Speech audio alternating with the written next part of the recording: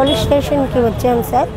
Enquiry చెప్దామని, మాకు money పోయిందని చెప్పేసి వెళ్ళి చెప్తే మమ్మల్ని బాగా రిసీప్షన్స్ బాగా రిసీవ్ చేసుకొని ఫామ్ రాపిచ్చి ఎంక్వైరీ చేస్తామని చెప్పారు.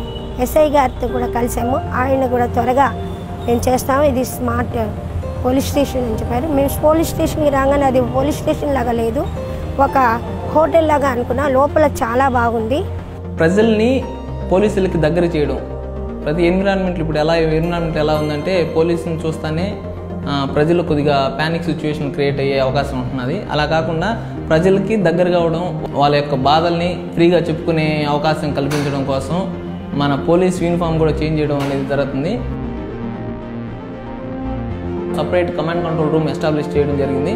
ఈ కమాండ్ కంట్రోల్ రూమ్లో మన స్టేషన్లోని ఇంచుమించుగా 10 కెమెరాస్ దాకా ఎస్టాబ్లిష్ చేసి మన సరౌండింగ్స్లో ఏం జరిగేటివి, ప్లస్ మన గుంటూరు మొత్తం మీద, మన ఏరియాలో మొత్తం మీద, గుంటూరు మొత్తం మీద ఉండే సీసీ కెమెరాలన్నీ మన కంట్రోల్ రూమ్లోకి లైవ్ రావడం జరుగుతుంది. ట్రాన్స్పరెన్సీలో భాగంగా ఈ చుట్టూ మన స్టేషన్ చుట్టూ గ్లాసెస్ అరేంజ్ చేయడం కూడా జరుగుతుంది. పోలీస్ స్టేషన్లోకి వచ్చిన తర్వాత చాలామంది ఎక్కువసేపు వెయిట్ చేయడం, నిల్చోవడం జరుగుతూ ఉంటుంది. మన పోలీస్ స్టేషన్లో మాత్రం మెయిన్ ఏమో ఏ పోలీస్ స్టేషన్లోకి వచ్చిన వాళ్ళు ఎవరూ నిల్చుకునే దానికి వీలు లేకుండా అందరినీ ఖచ్చితంగా కూర్చోబెట్టి మాట్లాడించడం. దీంట్లో పాటే కస్టడీకి పెట్టుకున్నప్పుడు కూడా కస్టడీలో కూడా కింద కూర్చోబెట్టి, అంతకుముందు పాస్ కస్టడీలో జైలు పెట్టించి జైల్లో లోపల కింద కూర్చోబెట్టి పడుకోబెట్టి చాలా చేస్తూ జరుగుతుండేది. అలా కాకుండా వాళ్ళకి కూడా మానవ హక్కులకు కానీ వాళ్ళ హక్కులకు కూడా భంగం కలగకుండా మన కస్టడీ రూమ్స్ కూడా చాలా నీట్గా ప్లెజెంట్ ఎన్విరాన్మెంట్లతో బెడ్స్ కూడా అరేంజ్ చేయడం జరిగింది.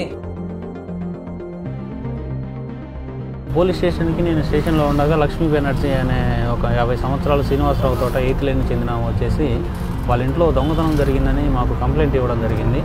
ఆ కంప్లైంట్ మేము వినగానే ఇమీడియట్గా పోలీస్ స్టేషన్లో నుంచి మా రక్షక వెహికల్ తీసుకొని బయలుదేరడం జరిగింది.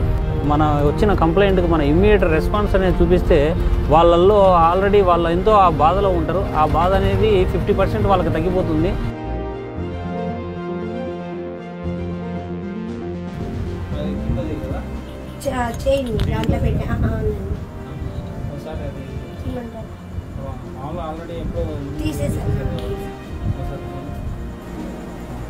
పోయింది మాత్రం దీంట్లో పోయిందా?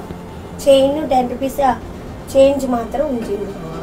పోలీసులు మాకు ఇమ్మీడియట్గా రెస్పాండ్ అవుతున్నారు, పోలీసులు మా దగ్గరికి వస్తున్నారు, పోలీసులు మా ఇంటి దగ్గరకు వచ్చి వెంటనే చూస్తున్నారు అనేది ఒక అభిప్రాయం అనేది కలిగినట్లయితే వాళ్ళలో కూడా ఒక సాటిస్ఫాక్షన్ పెరుగుతుంది. పోలీసుల పైన నమ్మకం అనేది ఖచ్చితంగా మాకు వస్తుంది అనే ఒక గొప్ప ఫీలింగ్ కూడా మా పోలీసులో ఉంటుంది. వాళ్ళు కూడా రిసీవ్ చేసుకున్నారు, మంచిగా చేస్తామని మాత్రం మాకు నమ్మకం కుదిరింది.